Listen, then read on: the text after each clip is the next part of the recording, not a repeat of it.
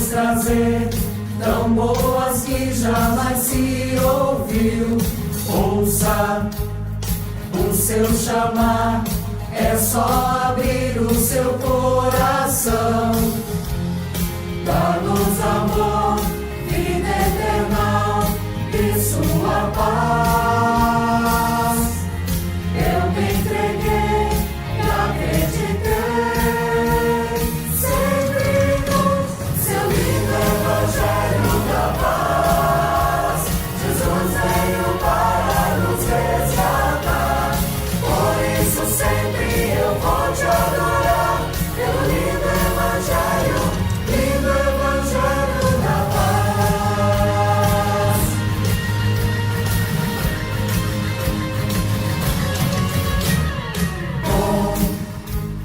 Com o seu amor me alcançou e hoje livre sou. Sua voz sim me chamou e hoje eu quero ser como tu. O teu amor, o teu poder, força e perdão, pra sempre mudou o meu viver. Me transformou com seu lindo evangelho da paz. Jesus veio para nos resgatar, por isso sempre eu vou te adorar, pelo lindo evangelho da paz.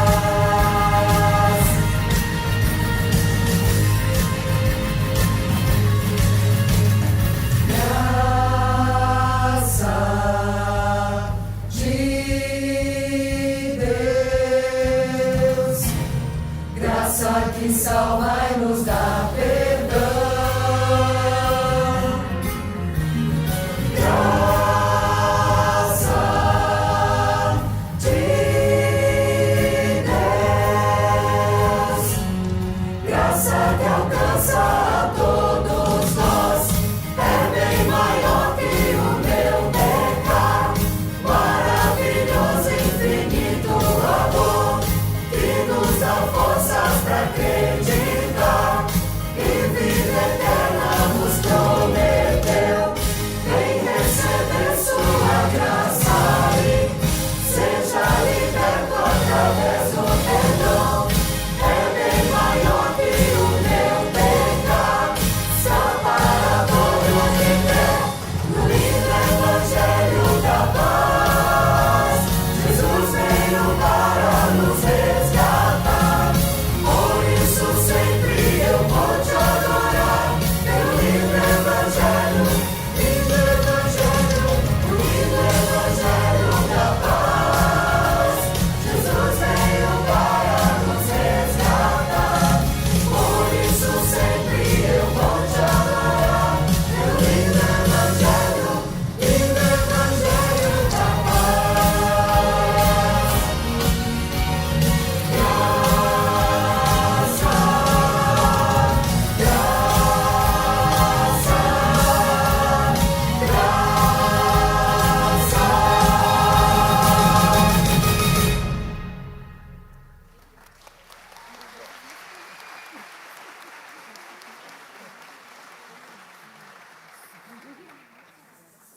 Graça, Graça é a melhor ideia de Deus. Mais verbo do que substantivo, mais presente do que passado. A graça, ela não aconteceu somente.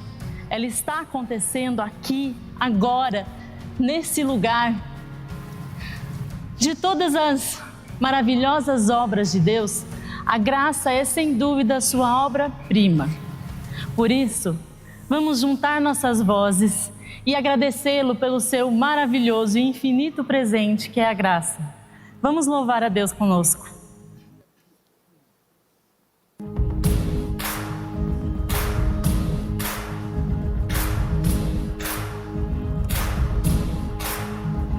Erga a voz ao Senhor, que reina sobre nós, pois é o vencedor. Encha o céu de canções, os anjos cantam pra glorificar ao Rei. Quem é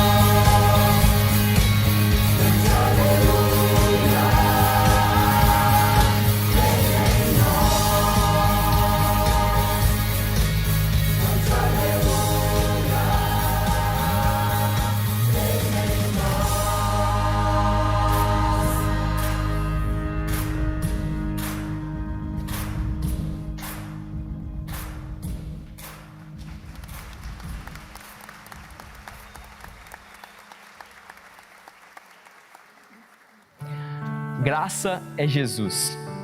A graça existe porque Ele a fez acontecer. Funciona porque Ele fez funcionar. Se importa porque Ele se importou. Jesus foi o modelo perfeito de Deus como ser humano. E quando veio o pecado, Ele não pecou. Nós, por outro lado, nunca paramos de pecar. É impopular isso, mas verdadeiro. Todos os navios que chegam no Porto da Graça vieram do Porto do Pecado. Todos somos rebeldes por natureza. Todos somos como Barrabás e como ele, merecemos morrer. Mas ao aguardar a nossa condenação, nos encontramos surpreendidos. De repente, estamos perdoados e com os grilhões quebrados. O que aconteceu? A graça aconteceu. Cristo levou embora todos os nossos pecados. E para onde nos levou? Para um monte chamado Calvário. Deus não nos puniu e não permitiu que fôssemos destruídos, nos dando a sentença final. Ao invés disso, Jesus foi punido em nosso lugar. Deus nos deu Jesus como garantia pelo pagamento dos nossos pecados. E tão precioso quanto é proclamar ao mundo que Jesus morreu pelos seus pecados, mais doce ainda é sussurrar que Cristo morreu por mim. Deus, obrigado pelo dia em que Jesus morreu em meu lugar. Muito obrigado pelo dia em que a graça aconteceu.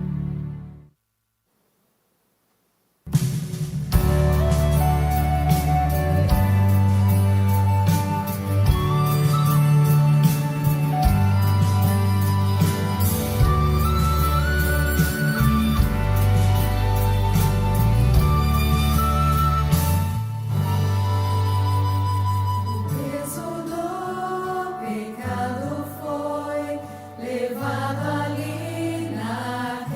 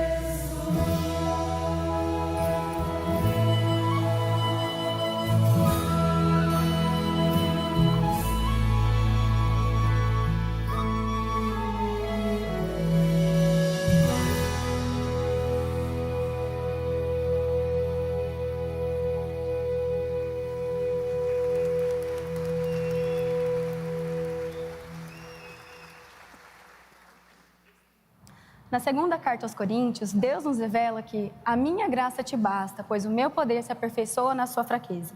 Já não somos mais condenados pelos erros do passado, nem mesmo pelos futuros. Nós somos quem Deus diz quem somos, seus filhos, vivos espiritualmente. Fomos mudados para sempre pela graça. Vamos celebrar juntos enquanto cantamos?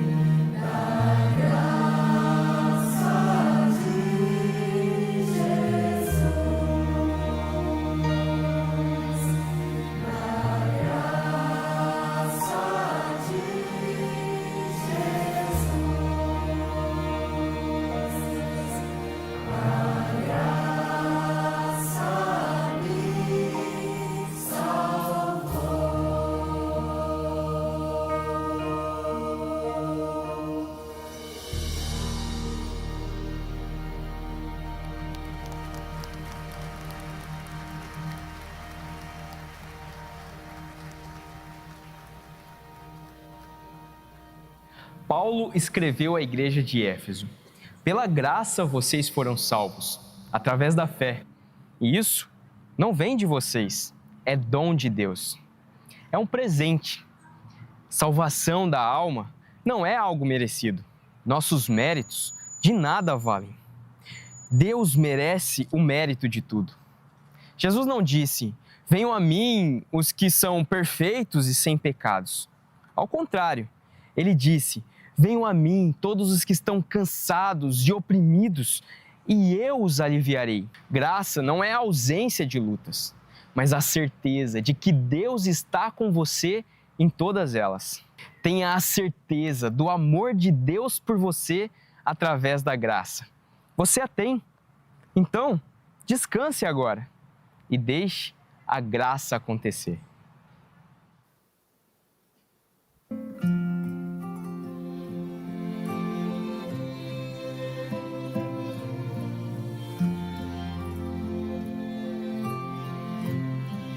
O tempo se passou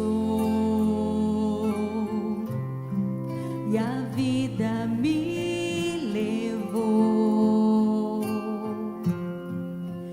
Em meu coração tentei ganhar o mundo inteiro com as mãos, mas tudo foi em vão. Ao ver o quanto eu sofri e sem forças enxerguei que só a sua graça me faz seguir.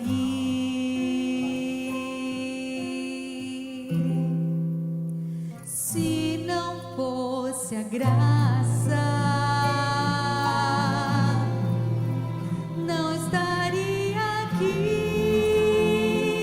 jamais, indo pra lugar nenhum, sem rumo, buscando salvação em vão. Só Ele sabe bem as lutas que passei, sempre correndo e perdendo a vez quando me alcançou.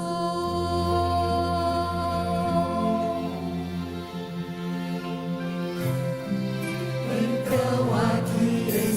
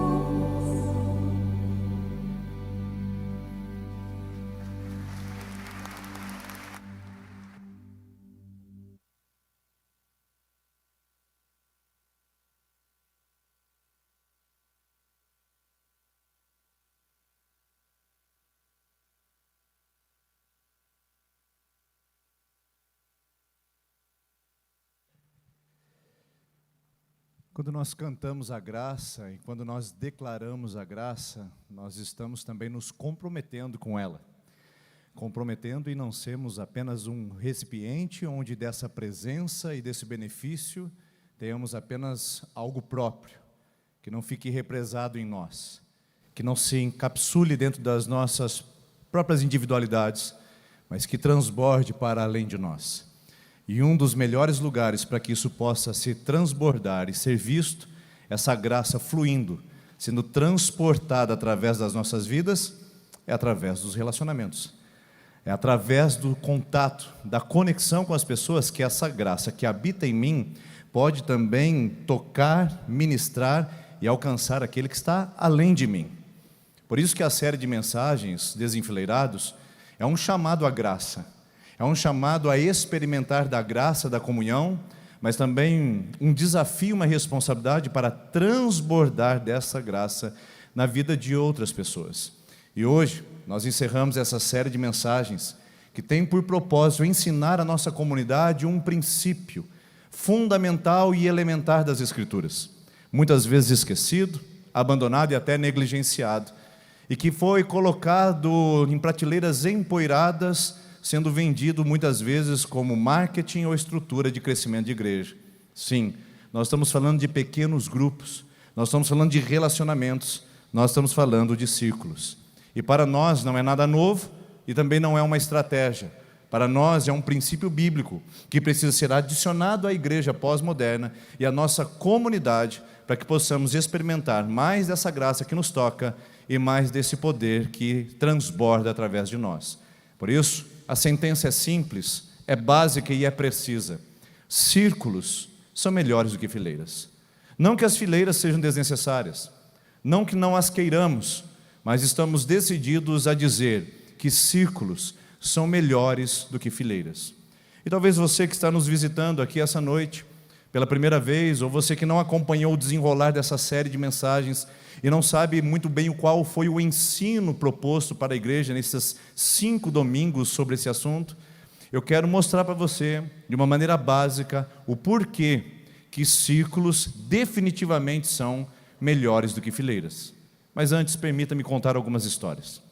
Histórias reais, de pessoas reais, que experimentaram dramas reais, e que hoje eu gostaria de compartilhar com você. Obviamente os nomes são mudados para preservar a identidade, mas gostaria de falar do Sidney, de 45 anos, casado e empresário.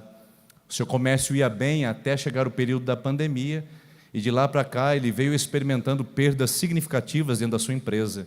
A sua condição o levou direto a um estado de dívidas e também de falência. Mas nem sua esposa e nem seus filhos sabem disso, ainda vivendo num padrão social e econômico muito distante do que ele pode oferecer.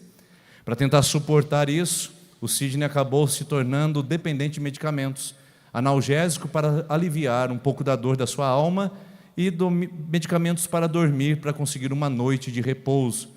Como isso não era o suficiente, e não é de fato, ele acabou também enveredando para o caminho dos entorpecentes. E isso fez a sua vida uma grande tragédia. Não apenas o Sidney, mas a Marília, de 32 anos, que é mãe solo e é secretária. A Marília se envolveu com o seu namorado aos 16 anos de idade, numa promessa de um futuro lindo e maravilhoso ao lado daquele rapaz que prometia uma vida inigualável ao seu lado. Aos 16 anos engravidou e viu seu namorado a deixar e viu seu namorado a abandonar com a sua criança. Os pais da Marília a absorveram, acolheram rapidamente e ajudaram ela a criar essa pequena criança junto com a outra criança. Mas aos 22 anos ela acabou tendo um outro caso amoroso que resultou em mais uma gravidez sem a presença do pai, e os pais acabaram desistindo da Marília. Ela teve que morar sozinha, trabalhar em 2 empregos para tentar manter a sua casa e dar educação aos seus filhos. Agora, além de secretária, aos finais de semana ela atende como freelancer em cerimoniais de casamento ou de formaturas.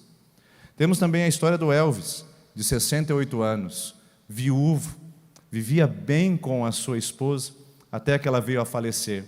O distanciamento do relacionamento com os filhos, que moram muito longe, não fez com que ele se aproximasse em algum momento. Ele é sozinho, solitário, mora no seu apartamentinho, que é pago às duras penas com a pensão que a esposa lhe deixou como professora e com a sua pequena aposentadoria. O Elvis é diabético, mas não tem ninguém para cuidar dele, não tem um filho para monitorá-lo de perto e mal consegue comprar os medicamentos ou fazer consultas rotineiras para acompanhar o seu estado de saúde. Resultado, ele já está perdendo uma de suas vistas por causa desta enfermidade.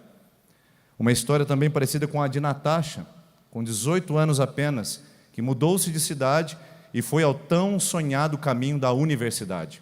Ao chegar lá, se deparou com os desafios inerentes e presentes a toda a adaptação em uma cidade universitária. Se sente sozinha, deslocada, se sente uma pessoa não percebida. E isso está trazendo crises de ansiedade contínua a ela.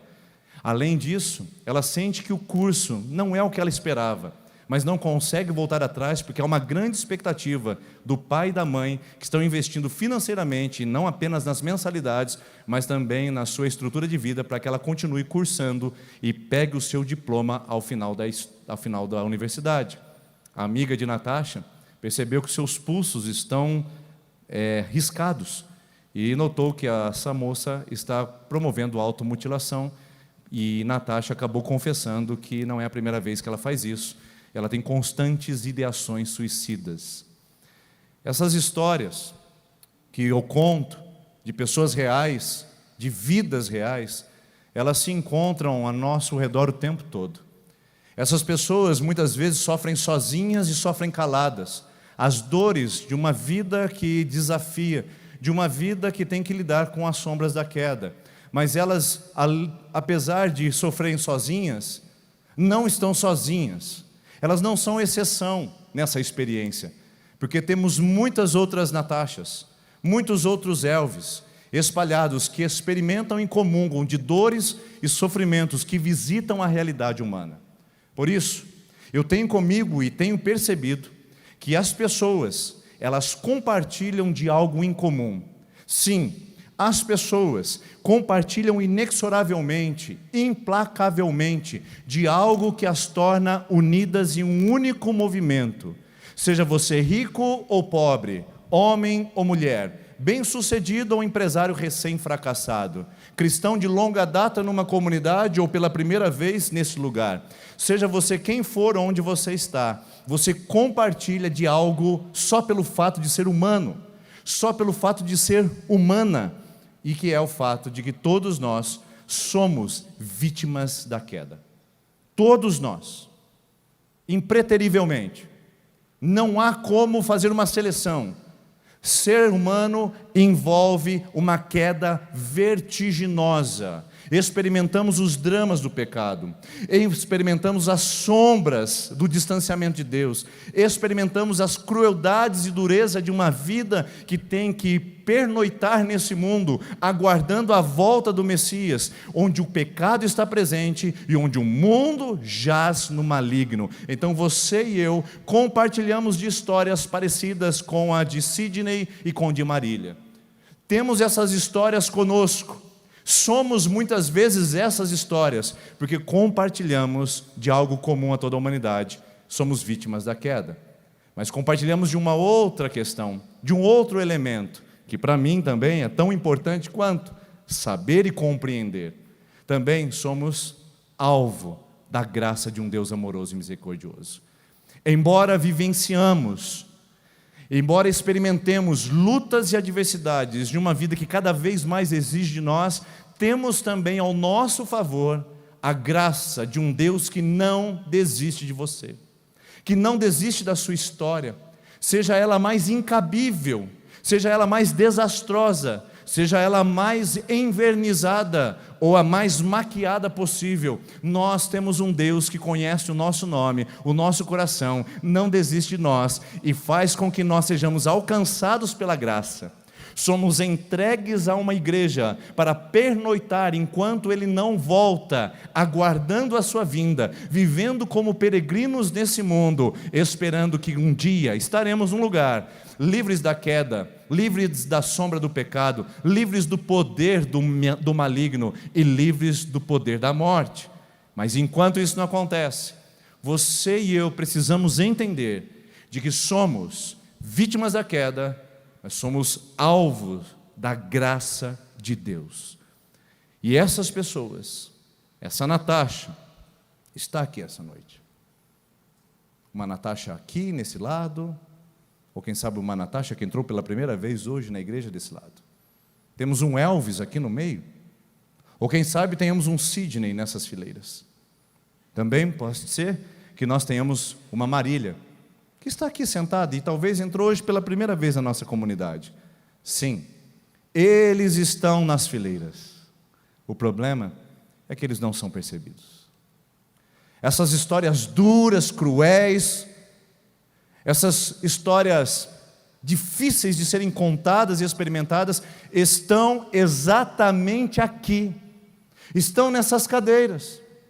E não somente essas histórias, tantas outras histórias que compõem esses lugares, gente que tem as suas experiências, seus lamentos, suas lutas, suas vicissitudes, suas intempéries das mais diversas, que acumulam e conglomeram em seus corações experiências dolorosas e danosas na sua vida. Natasha, Marília, Elvis e seja o Sidney não são exceção aqui essa noite. Vocês estão aqui, nós estamos aqui, nós temos essa história de queda vertiginosa, mas que também somos alvo da graça de Deus, onde Ele nos encontra nessa condição. O problema é que em fileiras nós não nos percebemos. Em fileiras nós não nos enxergamos. Não conseguimos contemplar a dor, o sofrimento, a angústia. Não conseguimos perceber e também, preste-me atenção nisso, não somos percebidos. O drama das fileiras não é só que eu não consigo perceber a Natasha, mas é que também a Natasha não consegue me perceber. O drama das fileiras é que tudo que eu consigo ver da pessoa é o seu perfil lateral ou a sua nuca à frente, e nada mais do que isso. E sabe por que negligenciamos essas histórias? Sabe por que ficamos às vezes tocados por elas quando contamos aqui da frente? Porque não as percebemos ao nosso lado, não as notamos. Porque a configuração geométrica, a configuração arquitetônica do mundo enfileirado não prestigia conexão. Prestigia, sim, um certo tipo de apresentação, um certo tipo de ajuntamento, um certo tipo de ensino. Mas as fileiras, queridos, não conseguem e não serão capazes de provocar conexão. Porque tudo que vemos é o que não conseguimos ver. Não enxergamos corações, não enxergamos vidas e temos que lidar com as fileiras frias e do distanciamento. A falsa impressão e a falsa sensação de que estamos unidos, quando na verdade estamos apenas juntos, apenas reunidos. E reunir é muito diferente do que encontrar. Essa noite você se reuniu com algumas pessoas, mas a minha pergunta é: você se encontrou com elas? Porque o encontro é uma colisão de corações. O encontro é uma colisão de interesses.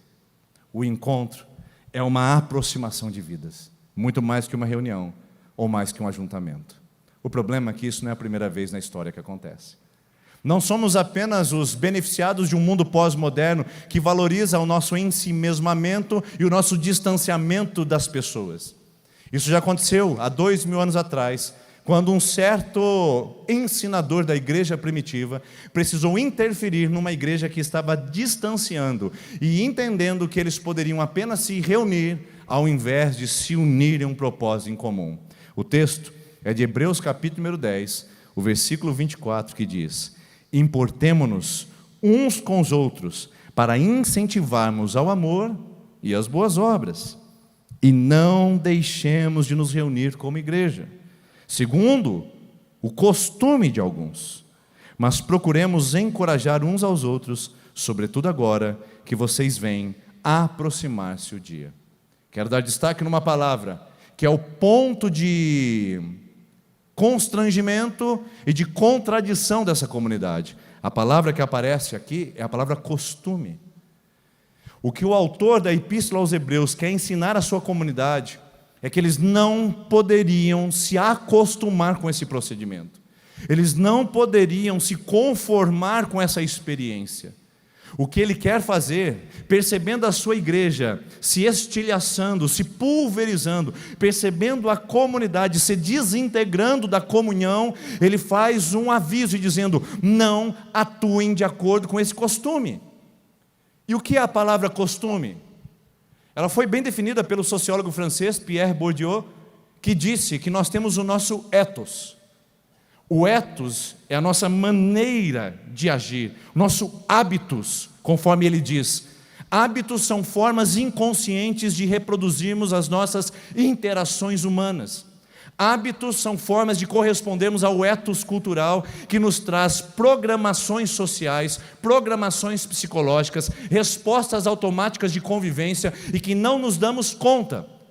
No hábitos nós nos tornamos robôs, onde a gente responde de uma maneira pronta e impensada.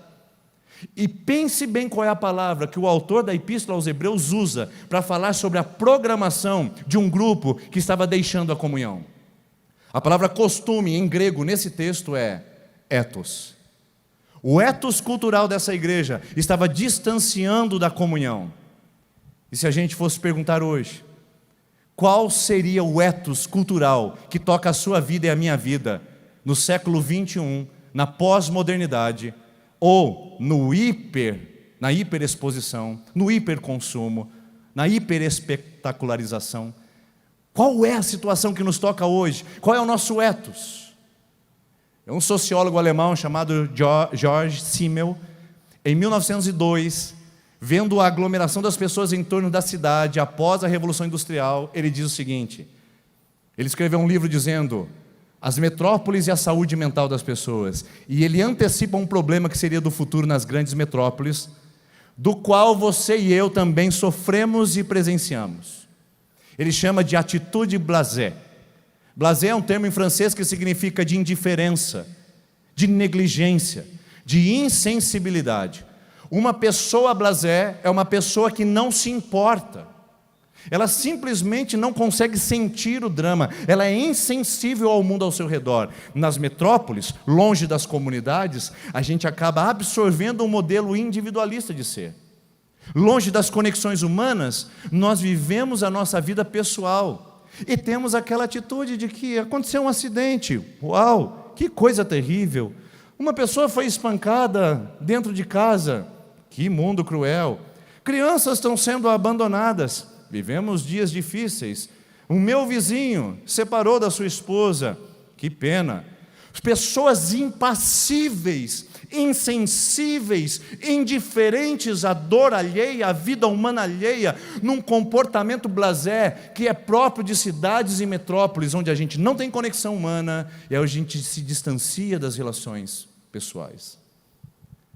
Interessante pensar que talvez esse comportamento antecipado no começo do século XX seja exatamente o grande drama da igreja do século XXI. Quantas pessoas blasés nós estamos vivenciando dentro das comunidades cristãs? Porque nós importamos esses modelos, queridos. Nós acabamos trazendo para o nosso comportamento cultural. A cultura se impõe sobre nós e passamos a ser indiferentes. Sentamos do lado de pessoas diferentes todo domingo, mas não nos importamos com elas, porque as fileiras permitem com que nós façamos a proeza de sermos cada vez mais blasés, indiferentes, insensíveis. Isso está roubando o nosso protagonismo, a nossa consciência, a nossa capacidade de intervenção no mundo sem Deus e que precisa da graça através das nossas vidas. E não o faremos com movimentos, não faremos trazendo grandes pregadores num púlpito, não faremos trazendo grandes movimentos que lotam ginásios, não faremos com movimentos de final de semana, de retiros ou encontro. Só o faremos quando a igreja de Jesus se levantar e saber que ela é comunidade de discípulos, conexão com pessoas. Ela não é uma sociedade cultural, ela é uma comunhão, uma koinonia, uma vida de Deus em Deus e com as pessoas. Enquanto não vivemos isso, somos um auditório de pessoas que mal se conhecem, blasés, indiferentes, totalmente insensíveis. Esse era o ethos cultural dessa igreja que eu estou lendo com vocês aqui, mas poderia muito bem ser o nosso ethos hoje. Quando nós não sabemos responder ao costume da época de uma maneira inteligente, acabamos reproduzindo os modelos de distanciamento, de afastamento e de indiferença. Mas o texto diz algo importantíssimo. Para enfrentar esse modelo blasé, para enfrentar a letargia, a inanição das pessoas em um mundo de distanciamento, só tem uma palavra que pode chacoalhar a comunidade. E o autor de Hebreus é muito inteligente e preciso nisso. Olha a palavra que ele usa: importemo-nos uns com os outros. A palavra importar aqui para nós não tem muito efeito, mas eu vou falar da linguagem da medicina, e talvez os médicos que estão me ouvindo saibam exatamente o que isso significa. O que é um paroxismo? Paroxismo, segundo a linguagem médica, é um estado de convulsão, onde a pessoa chega num estágio emocional tão forte, tão intenso, que ela convulsiona. A palavra grega para importar é paroxismo. O que o autor está dizendo é, para sair dessa condição de letargia, de inanição, só um impacto intenso na vida da comunidade. Por isso, se importem uns com os outros, vivam, se projetem sobre a vida dos outros, conectem com as pessoas, se importem, porque é só essa intensidade que vai tirar a igreja no estágio de indiferença. Isso é lindo. É lindo porque paroxismo é utilizado inclusive na geologia. Se fala sobre paroxismo vulcânico. É quando o movimento e a atividade das placas tectônicas se encontram e provocam uma energia. Isso é chamado de paroxismo vulcânico. Um paroxismo de comunidade é quando vidas se encontram e produzem a energia de viverem juntos, que produzem cura, produzem saúde, produzam vida na vida, produzam discipulado, produzam conexão, produzam comunhão. Enquanto as nossas vidas não se chocarem, nós ficaremos enfileirados, experimentando uma pretensa palavra de comunhão, quando na verdade nós estamos perdendo a capacidade de transbordar da graça. Paroxismo para a comunidade de hoje. Intensificação, poder, intensidade. É como se o autor da Epístola aos Hebreus estivesse dizendo: irmãos e irmãs, tenham convulsões emocionais em favor das pessoas. Sintam isso nas suas entranhas, que seja visceral, que não seja apenas um culto, uma religião, uma noite, que não seja apenas um evento, mas que seja visceral, que seja entranhável, pessoas vivendo com pessoas, comungando com pessoas, pessoas difíceis, pessoas boas, pessoas más, mas gente que está aqui, que sofre com a vítima da queda, mas que também é alvo da graça. Paroxismo. Paulo disse em Filipenses capítulo 2, versículo 1, irmãos, se há alguma consolação entre vocês, se existe alguma manifestação da graça de Deus, e entranhados afetos de misericórdia. Olha a palavra entranhados, visceral. Precisa haver um choque, precisa haver uma intensidade. Caso contrário, queridos, nós seremos, consumidores de estruturas, consumidores de religião, consumidores de modelos eclesiásticos, e isso passa. Isso acaba. Mas quando estamos em entranhados afetos de misericórdia, como Paulo diz, e como Hebreus está querendo nos dizer, isso muda a nossa concepção, e muda a nossa comunidade, e muda a nossa cultura, e transforma aquela cultura, e as pessoas são capazes de dizer: quão bom e quão maravilhoso é que os irmãos vivam em união. Esse texto é um desafio para a gente deixar a inanição e a letargia, de relacionamentos distantes e de blasés, para termos um impacto que possa trazer a graça de Deus nos nossos relacionamentos. E aí, onde é que isso acontece? Isso acontece na reunião. O texto diz: e não deixe de reunir como igreja. Aí você diz: pastor, estamos fazendo isso, estamos reunidos aqui. É que às vezes a nossa cultura e a forma como nós lemos as Escrituras parte do ponto de vista daquilo que nós já interpretamos internamente, e não é verdade. A palavra reunir aqui, ela tem que ser tirada da nossa compreensão de ajuntamento de pessoas. Ela é muito mais profunda que isso. Lembre-se, o autor de Hebreus é um hebreu que conhece da Torá e conhece do judaísmo. Ele escreve a uma comunidade judaica que se converte ao cristianismo.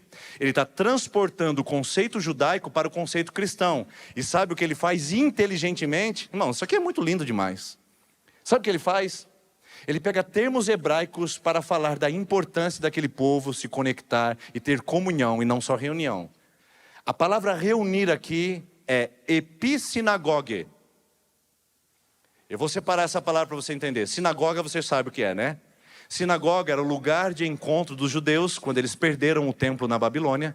Passaram a se reunir nas casas. O termo hebraico é Beit Knesser.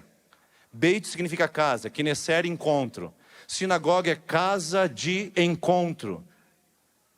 Aí, no Novo Testamento, a língua grega traduz isso como sinagoga.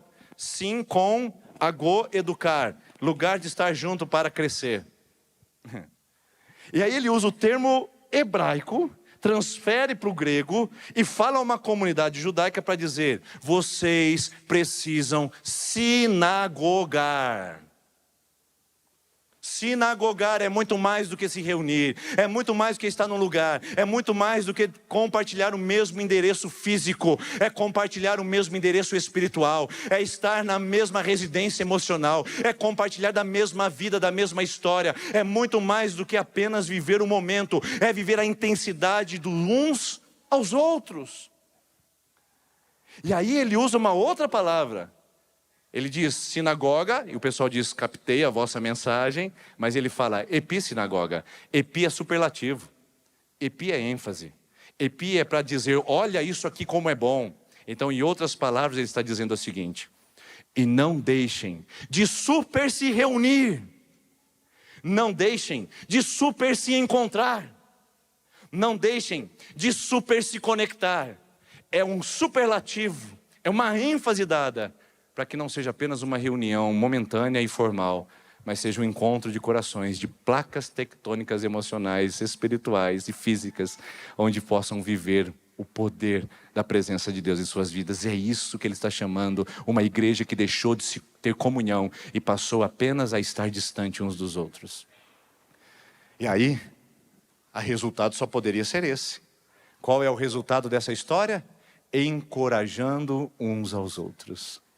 Porque uma igreja que sabe qual é o seu ethos e consegue agir conscientemente para mudar a cultura, uma igreja que intensamente se envolve e que intencionalmente se conecta, uma igreja que se une ao invés de apenas se reunir, é uma igreja que encoraja uns aos outros. Não dá para encorajar em fileira, irmãos. Não dá. Porque você não conhece os dramas, a vida e a história dessa pessoa que está ao seu lado.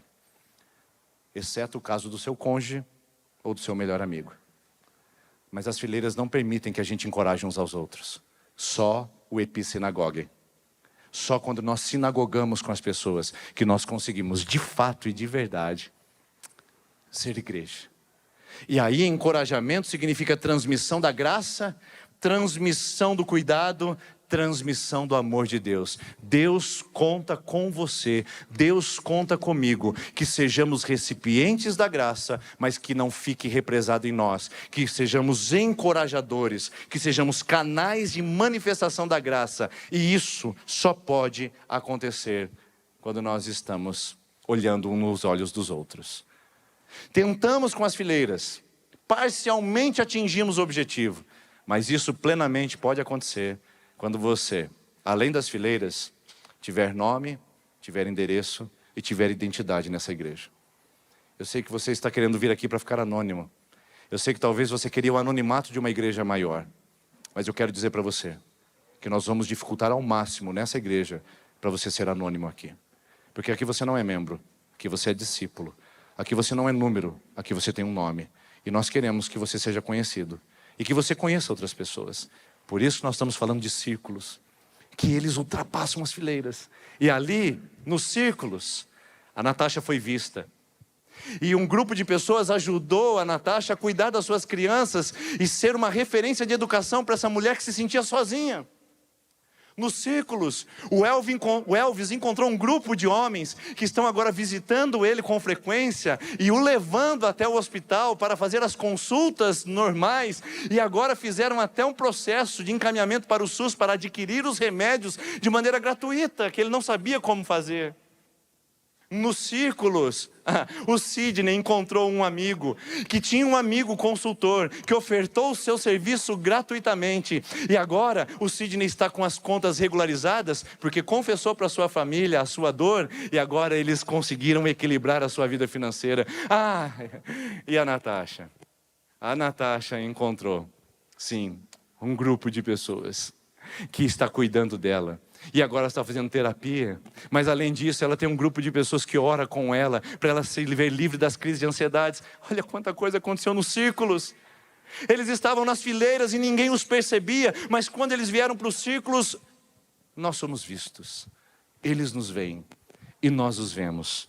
E você é visto e você vê outros.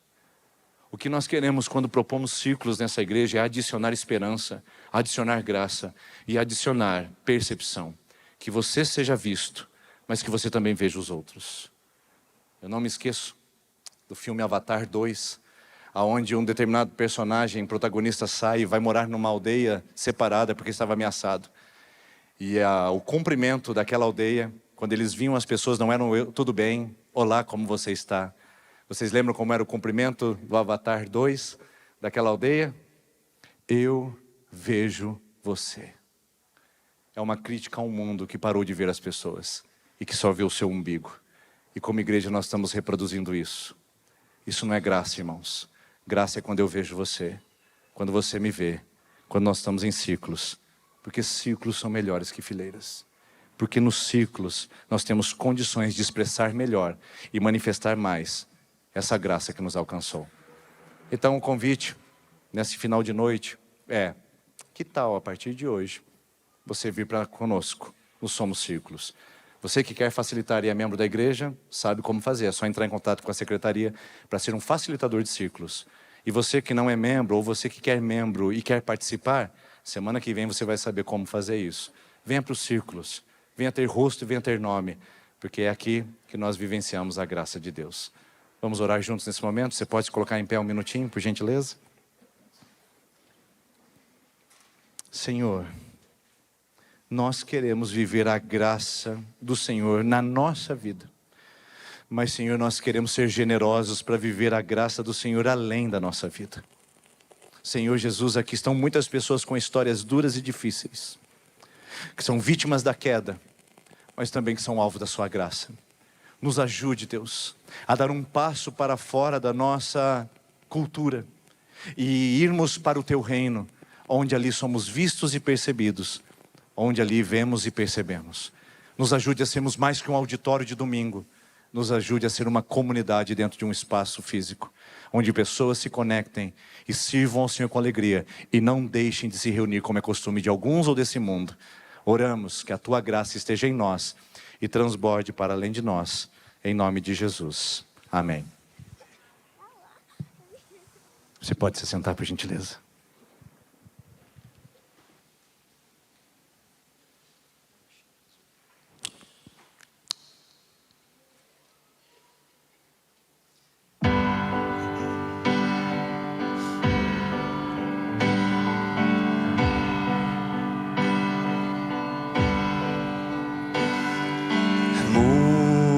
Muitas lutas passei tão sozinho,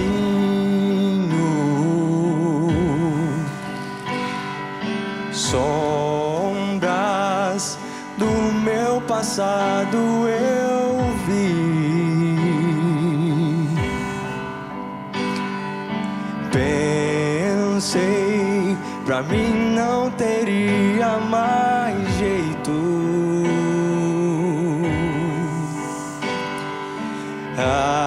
Até quando isso iria durar? Então tu me olhastes e vindo até mim disse: filho, não temas, eu luto por ti. perdoado sou, me libertou. Então todos os pecados meus Cristo pagou na cruz, mudou todo o meu viver. Perdoado sou,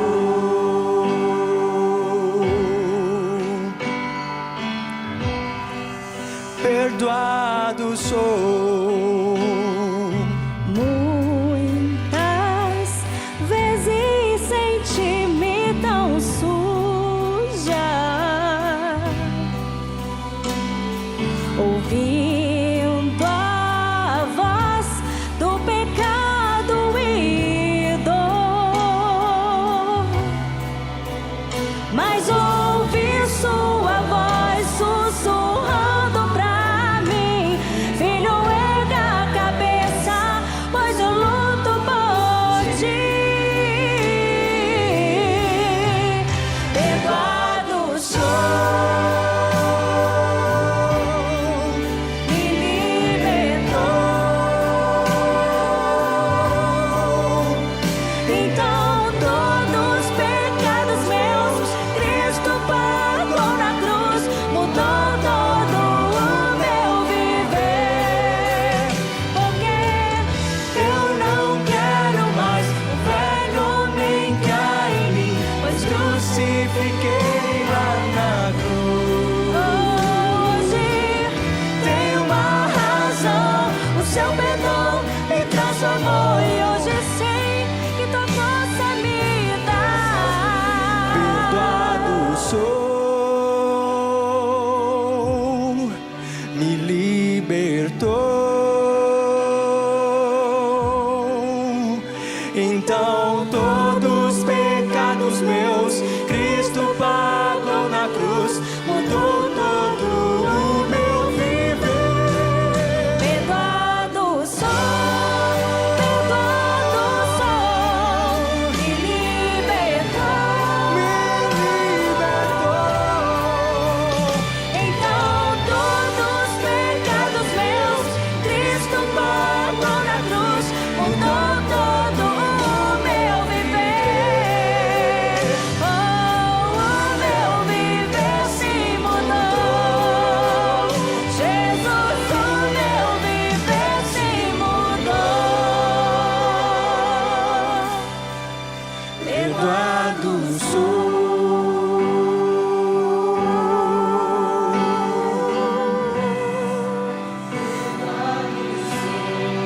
Perdoado sou.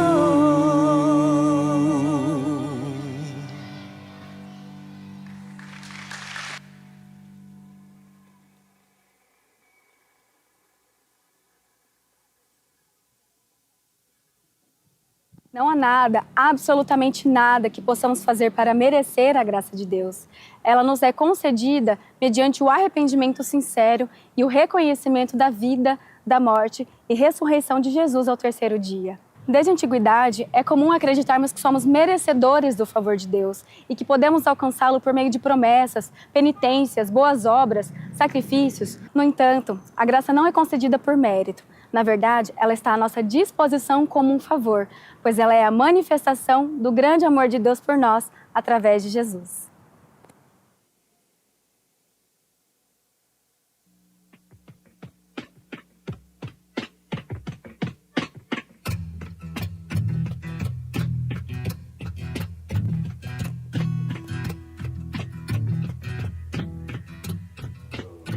Se eu for contar a minha história, seria só tristeza e dor. Mas a cruz mudou minha vida e o final reescrever. Me perdi, mas Deus me achou.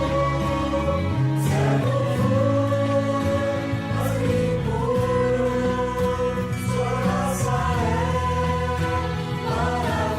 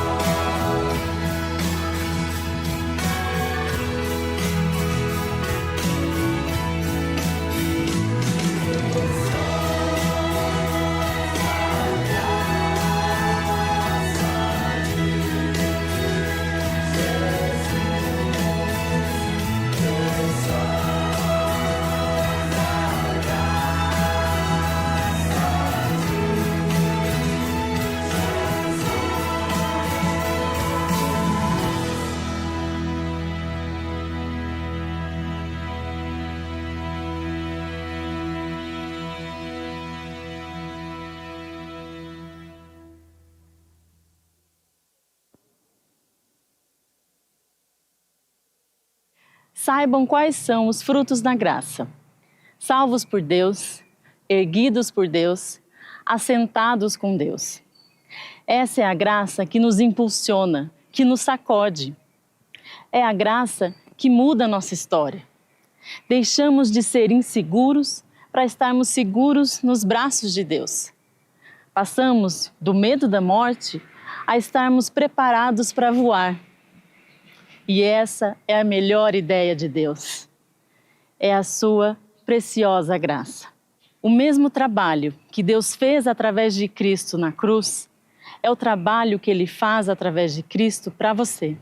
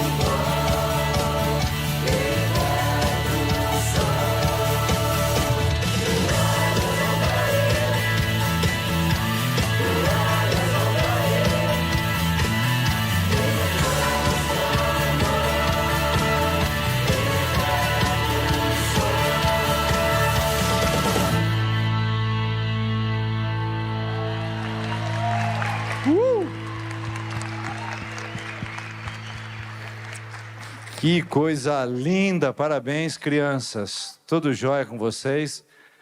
Tudo certo? Vocês cantaram muito bonitos. Nós estamos encerrando essa noite, uma noite tão linda, tão gostosa, para a gente poder estar juntos aqui.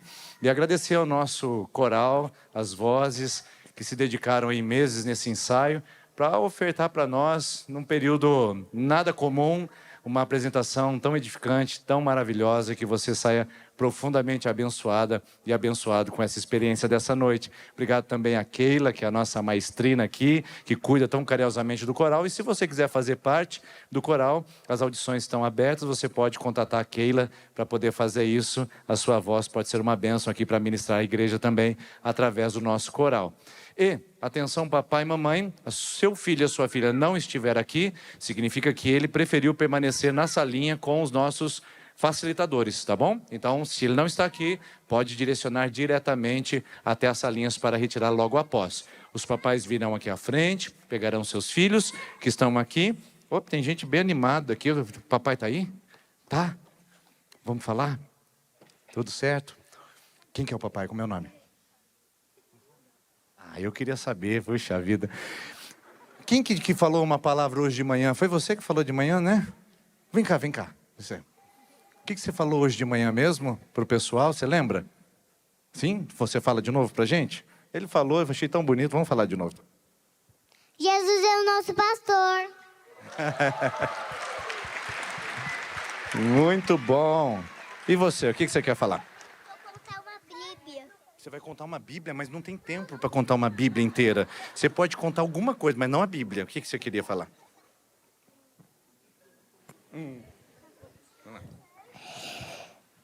Um menino estava andando de cowboy e encontrou um menino morto e olhou para Jesus e ele esculpiu e ele foi no céu. É muito bom. Parabéns. Quem sabe faz ao vivo, não é verdade? E quem das crianças aqui pode orar com a gente agora, para orar pela igreja? Quem das crianças pode me ajudar? Você? Vem cá então, por favor. Vamos me ajudar. Seu nome como que é?